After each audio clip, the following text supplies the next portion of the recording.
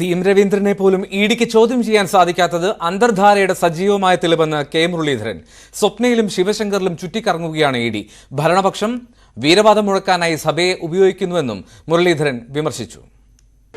ഞാൻ ചെയ്യട്ടെ, സിസോദിയാനെ അറസ്റ്റ് ചെയ്ത ഇഡിക്ക് എന്തിനാണ് മുഖ്യമന്ത്രിയുടെ അഡീഷണൽ പ്രൈവറ്റ് സെക്രട്ടറിയെ ചോദ്യം ചെയ്യാൻ എന്തിനാ അത്ര താമസം?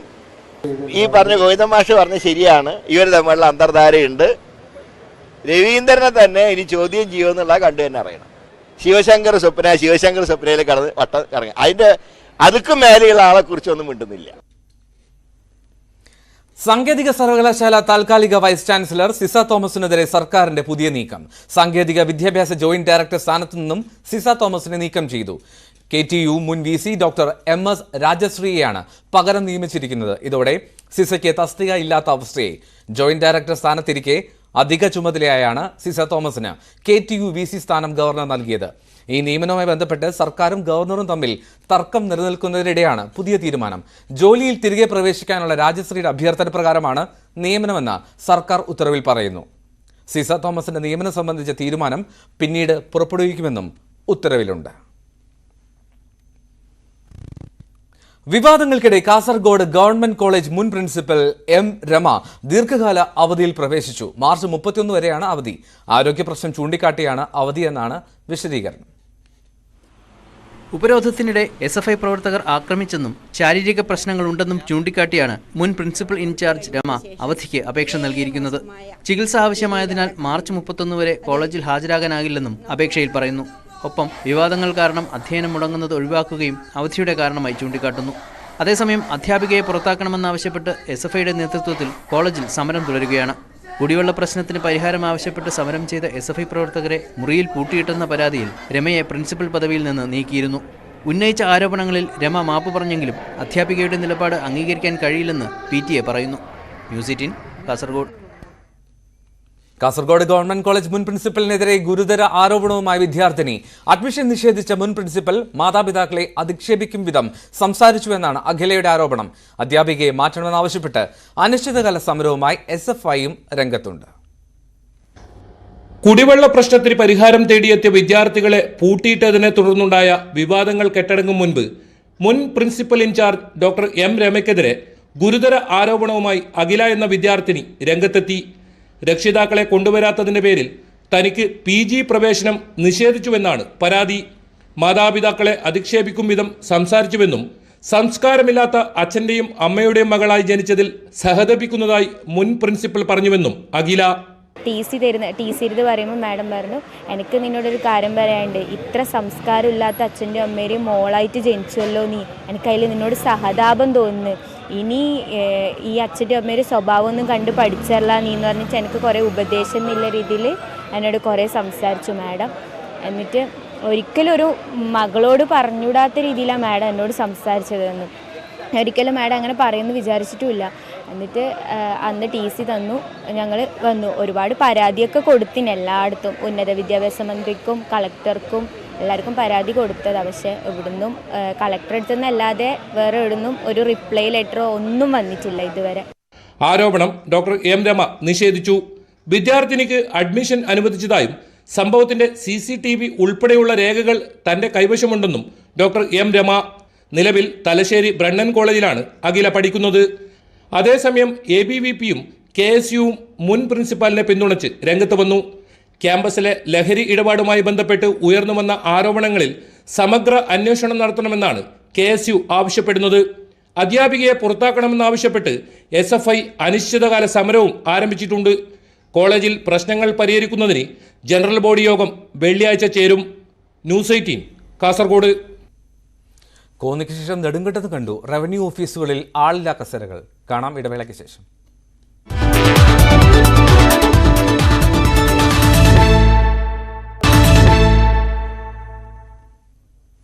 5 മണി വാർത്തയിലേക്ക് വീണ്ടും. ഉത്രാളിക്കാവിൽ പൂരാവേശം കൊട്ടിക്കറുകയാണ്. അവിടെ നിന്നുള്ള കാഴ്ചകളിലേക്കാണ് നമ്മൾ ഇനി പോകുന്നത്. ഉത്രാളിക്കാവിൽ നിന്ന് തത്സമയം.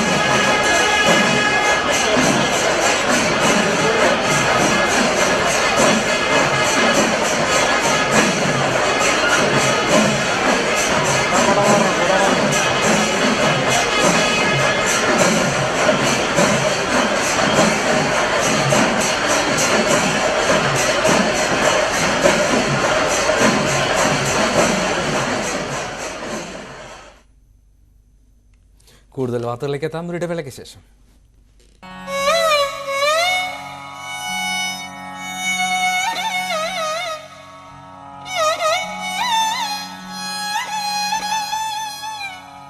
നിളയുടെ തീരത്തെ കലയുടെ കളരിയിൽ ലോകമേ തറവാട് തനിക്ക് ചെടികളും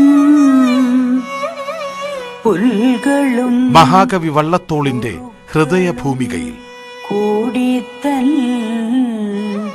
കുടുംബക്കാർ. കേരള കലാമണ്ഡലത്തിൽ നിന്നും ന്യൂസ് 18 പ്രഭാത കേരളം നാളെ രാവിലെ 7 മുതൽ.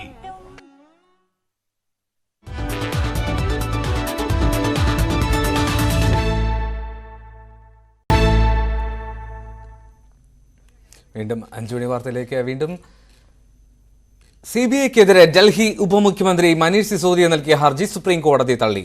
മദ്യനയ അഴിമതി കേസിലെ അറസ്റ്റ് നിയമവിരുദ്ധമാണെന്ന് ചൂണ്ടിക്കാട്ടിയാണ് ഹർജി സമർപ്പിച്ചത്. നേരത്തെ ഹർജി പരിഗണിച്ച ചീഫ് ജസ്റ്റിസ് DY ചന്ദ്രചൂഡ് ഹർജിയുമായി ആദ്യം ഡൽഹി ഹൈക്കോടതിയെ സമീപിക്കാൻ ആവശ്യപ്പെട്ടിരുന്നു.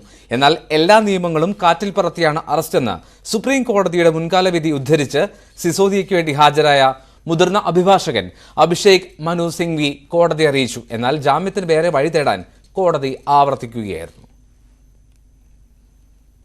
ഇടുക്കി നെടുങ്കണ്ടത്ത് റവന്യൂ ഓഫീസുകളിൽ കൂട്ടാവധി. സംഘടനാ സമ്മേളനത്തിനായിട്ടാണ് ജീവനക്കാർ അവധിയെടുത്തത്. മിക്ക ഓഫീസുകളിലും നാമമാത്ര ജീവനക്കാരാണ് ഹാജരായത്. മുന്നറിയിപ്പില്ലാതെ കൂട്ടാവധിയെടുത്തത് നാട്ടുകാരെ ബുദ്ധിമുട്ടിലാക്കി.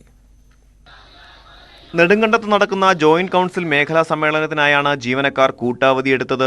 നെടുങ്കണ്ടം സിവിൽ സ്റ്റേഷൻ പ്രവർത്തിക്കുന്ന ഉടുമ്പൻചോല താലൂക്ക് ഓഫീസിൽ ആകെയുള്ള 67 ജീവനക്കാരിൽ 35 പേരും അവധിയിലാണ്. ഭൂപതിവ് ഓഫീസ്, സർവേ, തെരഞ്ഞെടുപ്പ് വിഭാഗം, വിവിധ വില്ലേജ് ഓഫീസുകൾ എന്നിവിടങ്ങളിലും ആവശ്യത്തിന് ജീവനക്കാർ ഉണ്ടായിരുന്നില്ല. വിഷയങ്ങൾ നിലനിൽക്കുന്ന ഈ സാഹചര്യത്തിലാണ് നെടുങ്കണ്ടം പോലുള്ള ഈ പ്രദേശത്ത് അത് ഇതുപോലുള്ള ഉദ്യോഗസ്ഥന്മാരുടെ ഉദാസീനത ഈ പ്രദേശത്ത് ഉണ്ടാകുന്നുള്ളതാണ് നമുക്ക് പറയാൻ കഴിയുന്നത്. ഇതിനെതിരെ ശക്തമായ നിയമ നടപടികൾ സ്വീകരിക്കണമെന്ന് ഈ അവസരത്തിൽ ജീവനക്കാർ മുന്നറിയിപ്പില്ലാതെ കൂട്ട അവധിയെടുത്തത് നാട്ടുകാരെ ബുദ്ധിമുട്ടിലാക്കി.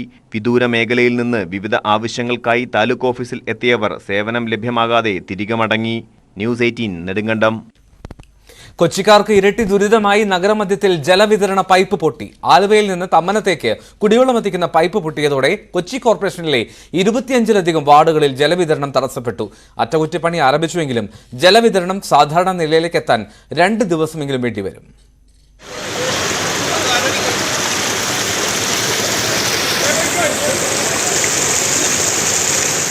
ഇന്ന് രാവിലെ 10:30യോടുകൂടിയാണ് കൊച്ചി തമ്മനത്തിന് സമീപം പള്ളിനടയിൽ കുടിവെള്ള പൈപ്പ് പൊട്ടിയത്.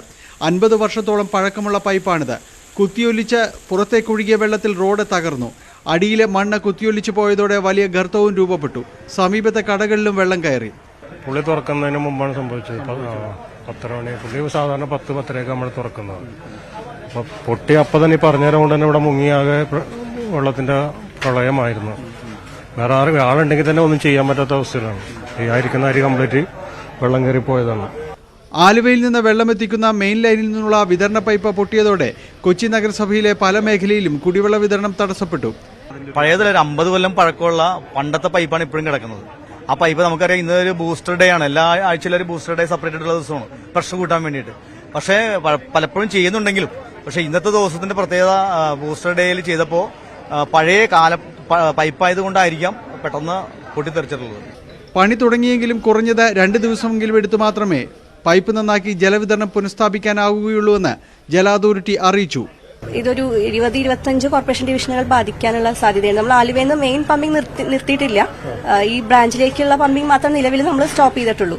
അപ്പോൾ അവിടെ പോകുന്നത് കലൂർ, പാലാരിവട്ടം, മാമംഗലം, പൊറ്റക്കുഴി, വൈറ്റില, വെണ്ണല, SRM റോഡ്, പുല്ലേപ്പടി അങ്ങനെ കുറച്ച് ഏരിയാസാണ് ഇപ്പോൾ ബാധിച്ചിരിക്കുന്നത്. 2 ദിവസത്തിനുള്ളിൽ നമുക്ക് എന്തായാലും പുനഃസ്ഥാപിക്കാൻ സാധിക്കും. പ്രദേശത്തേക്കുള്ള ജലവിതരണം നിർത്തിവെച്ച അതോറിറ്റി മറ്റു പ്രദേശങ്ങളിലേക്ക് നിയന്ത്രിത പമ്പിംഗ് തുടരുന്നുണ്ട്. പശ്ചിമ കൊച്ചിയിലെ കുടിവെള്ളക്ഷാമം പരിഹരിക്കാൻ അധികൃതർ നെട്ടോട്ടമോടുന്നതിനിടെയാണ് കൊച്ചിയിൽ നഗരമധ്യത്തിൽ കുടിവെള്ള വിതരണ പൈപ്പ് തകരുന്നത്. വരും ദിവസങ്ങളിൽ കൊച്ചിക്കാർ കുടിവെള്ളത്തിനായി നെട്ടോട്ടമോടുമെന്ന കാര്യത്തിൽ ഒരു സംശയവുമില്ല. കൊച്ചിയിൽ നിന്ന് ക്യാമറമാൻ മനോജിനൊപ്പം ഡാനിപോൾ, ന്യൂസ് 18. വിദ്യാർത്ഥി കൺസെഷന് KSRTC നിയന്ത്രണം ഏർപ്പെടുത്തിയതിനു പിന്നാലെ കൺസെഷൻ തന്നെ ഒഴിവാക്കണമെന്ന ആവശ്യവുമായി സ്വകാര്യ ബസ് ഉടമകൾ രംഗത്ത്. ആവശ്യമെങ്കിൽ 18 വയസ്സ് വരെയുള്ള വിദ്യാർത്ഥികൾക്ക് മാത്രമേ യാത്രാ സൗജന്യം നൽകൂ. സർക്കാർ അനുകൂല നിലപാട് സ്വീകരിച്ചില്ലെങ്കിൽ ഏപ്രിൽ 1 മുതൽ പ്രത്യക്ഷ സമരത്തിലേക്ക് നീങ്ങുമെന്നും ബസ് ഉടമകൾ അറിയിച്ചു. എന്നാൽ കൺസെഷൻ നിയന്ത്രിക്കാനുള്ള നീക്കത്തിനെതിരെ വിദ്യാർത്ഥി സംഘടനകൾ രംഗത്തെത്തിയിട്ടുണ്ട്. മുൻപ് വിദ്യാർത്ഥി കൺസെഷൻ നിരക്ക് 50% ഉയർത്തണമെന്നായിരുന്നു സ്വകാര്യ ബസ് ഉടമകളുടെ നിലപാട്. എന്നാൽ KSRTC വിദ്യാർത്ഥി കൺസെഷൻ നിയന്ത്രണം ഏർപ്പെടുത്താൻ തീരുമാനിച്ചതോടെ ഇത് പൂർണ്ണമായും ഒഴിവാക്കണമെന്ന ആവശ്യവുമായാണ് സ്വകാര്യ ബസ് ഉടമകൾ രംഗത്തെത്തിയത്. സ്വകാര്യ ബസ്സുകളിൽ കയറുന്ന 60% വരുന്ന യാത്രക്കാരായിട്ടുള്ള വിദ്യാർത്ഥികളുടെ യാത്രാ നിരക്ക് വർദ്ധിപ്പിക്കാത്ത തരത്തിൽ സർക്കാർ മുന്നോട്ട് പോയാൽ സംസ്ഥാനത്തെ സ്വകാര്യ ബസ്സുകൾക്ക് ഏപ്രിൽ 1 ശേഷം, ഞങ്ങൾ സംസ്ഥാനത്തെ മുഴുവൻ സംഘടനകളുമായിട്ട് ആലോചിച്ചുകൊണ്ടിരിക്കുകയാണ്, ഏപ്രിൽ 1 ശേഷം സർവീസ് നടത്തണമെന്ന കാര്യം ഞങ്ങൾ ആലോചിച്ചുകൊണ്ടിരിക്കുകയാണ്. ആവശ്യമെങ്കിൽ 18 വയസ്സ് വരെ മാത്രം ഇളവ് അനുവദിക്കാമെന്നും ഇവർ പറയുന്നു. സർക്കാർ അനുകൂല തീരുമാനമെടുത്തില്ലെങ്കിൽ ഏപ്രിൽ 1 മുതൽ സമരത്തിനിറങ്ങുമെന്നാണ് ബസ് ഉടമകളുടെ പ്രഖ്യാപനം. KSRTC തീരുമാനം വിവാദമായതോടെ വിശദീകരണവുമായി ഗതാഗത മന്ത്രി ആന്റണി രാജു രംഗത്തെത്തി. കൺസെഷന് പ്രായപരിധി വേണമെന്നും അർഹതയുള്ള എല്ലാവർക്കും കൺസെഷൻ നൽകുമെന്നും മന്ത്രി. ഗവൺമെന്റ് എയ്ഡഡ് സ്കൂളുകളിൽ, എയ്ഡഡ് വിദ്യാഭ്യാസ സ്ഥാപനങ്ങളിൽ വിദ്യാർത്ഥികൾക്കുള്ള കൺസെഷൻ അതേപടി തുടരുകയാണ്.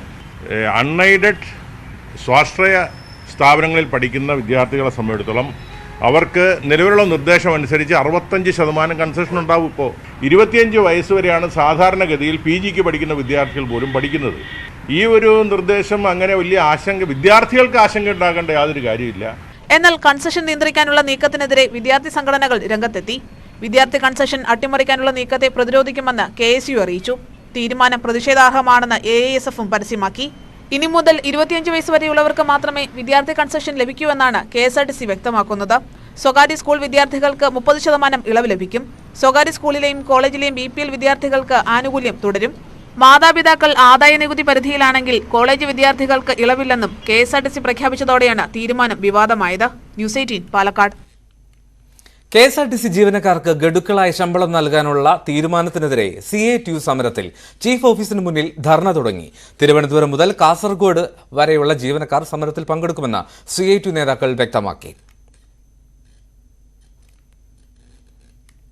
കൂടാതെ ശമ്പളം ഗഡുക്കളായി നൽകാനുള്ള മാനേജ്മെന്റ് തീരുമാനം പിൻവലിക്കണമെന്നാവശ്യപ്പെട്ട് 10,000 കത്തുകൾ മുഖ്യമന്ത്രിക്ക് CATU അയക്കുന്നത് തുടരുകയാണ്. KSRTCയിൽ ശമ്പളത്തിന്റെ കാര്യത്തിൽ ആശങ്ക വേണ്ടെന്ന് ഗതാഗത മന്ത്രി ആന്റണി രാജു. ടാർഗറ്റ് എല്ലാ കാലത്തും ഓരോ ഡിപ്പാർട്ട്മെന്റിൽ നടപ്പാക്കാറുണ്ട്. യൂണിയൻ പറയുന്ന ആശങ്കയ്ക്ക് അടിസ്ഥാനമില്ലെന്ന് മന്ത്രി അറിയിച്ചു. ഇപ്പോൾ ചില ട്രേഡ് യൂണിയൻ ഉന്നയിച്ചിരിക്കുന്ന ആശങ്കയ്ക്ക് യാതൊരു അടിസ്ഥാനവുമില്ല. കാരണം ശമ്പളത്തിൻ്റെ കാര്യത്തിൽ തന്നെ ഇപ്പോൾ ഒരു പൈസയുടെ പോലും മുടക്കം ഇതുവരെ വന്നിട്ടില്ല. ഇപ്പോൾ ഈ കഴിഞ്ഞ മാസത്തെ ശമ്പളം കൊടുക്കേണ്ടിരുന്നത് ഫെബ്രുവരിയിലായിരുന്നു. ഫെബ്രുവരിയിൽ കഴിഞ്ഞ മാസത്തെ ശമ്പളം മുഴുവൻ കൊടുത്തു തീർത്തിരിക്കുകയാണ്. ഇനി ഈ മാസത്തെ ശമ്പളം കൊടുക്കേണ്ടത് അടുത്ത മാസമാണ്. അതും കൊടുക്കും.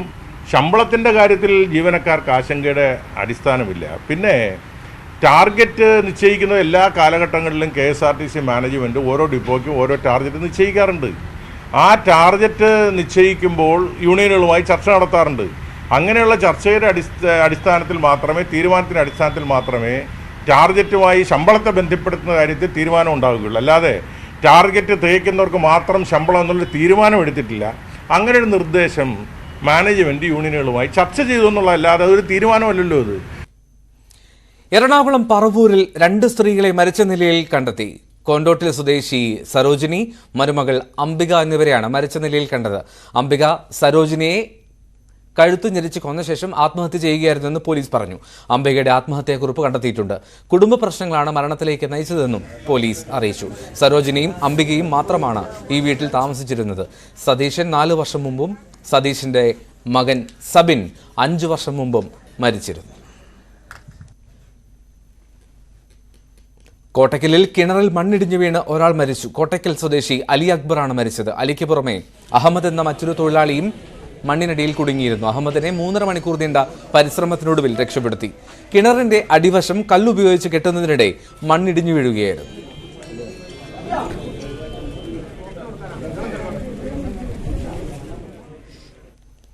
സംസ്ഥാനത്ത് വിവിധയിടങ്ങളിലായി KSRTC ബസ് അപകടത്തിൽപ്പെട്ട് 4 പേർ മരിച്ചു. കൊല്ലം ചടയമംഗലത്ത് വാഹനാപകടത്തിൽ 2 വിദ്യാർത്ഥികൾക്ക് ജീവൻ നഷ്ടമായി.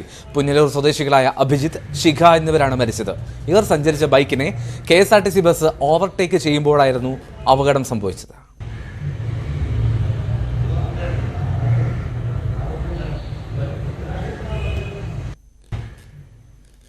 കൊല്ലം പന്മനയിൽ KSRTC ബസ് ഇടിച്ച് സൈക്കിൾ യാത്രികൻ മരിച്ചു. പന്മന മുല്ലക്കേരി കടുവിനാൽ വീട്ടിൽ താഹയാണ് മരിച്ചത്.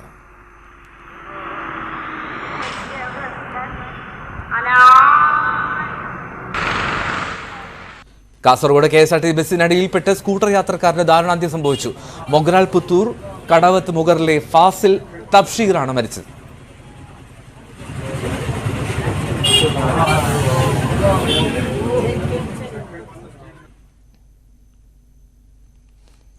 ട്രെയിനിൽ നിന്നും തെറിച്ചു വീണയാളെ RPF രക്ഷപ്പെടുത്തി. ഒലവക്കോട് റെയിൽവേ സ്റ്റേഷനിലാണ് സംഭവം. ഇന്നലെ ഉച്ചയ്ക്കാണ് സംഭവം. പ്ലാറ്റ്ഫോമിലേക്ക് തെറിച്ചു വീണയാളെയാണ് അത്ഭുതകരമായി രക്ഷപ്പെടുത്തുന്നത്. തലനാരിഴയ്ക്ക് അപകടം ഒഴിവായതെന്ന് CCTV ദൃശ്യങ്ങളിൽ നിന്നും വ്യക്തമാണ്.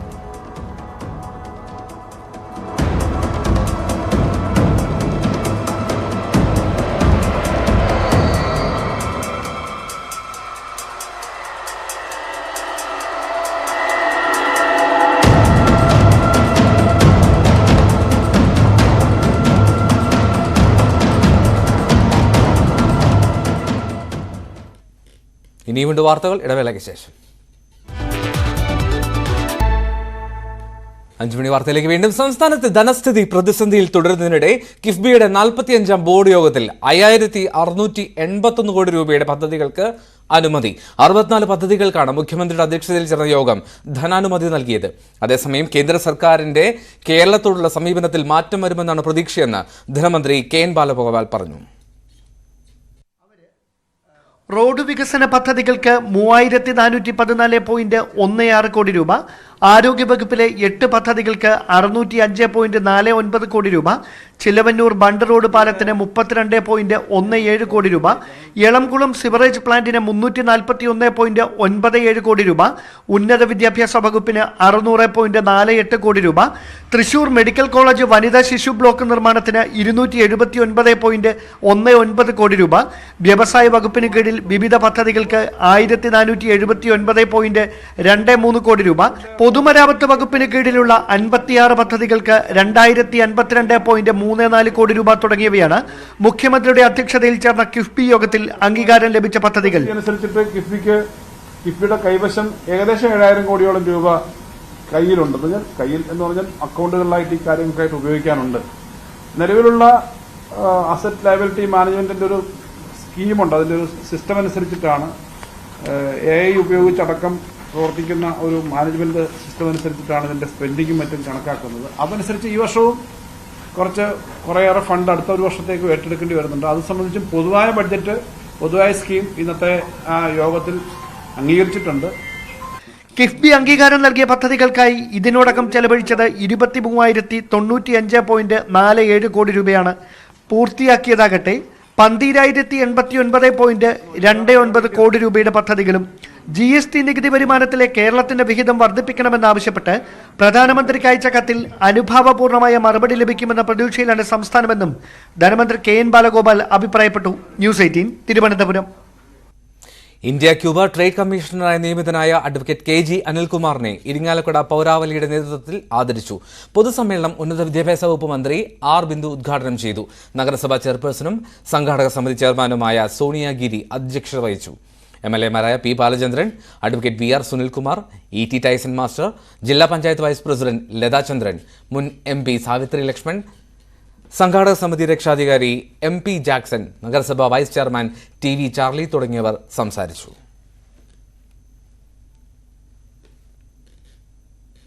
കായിക വാർത്ത.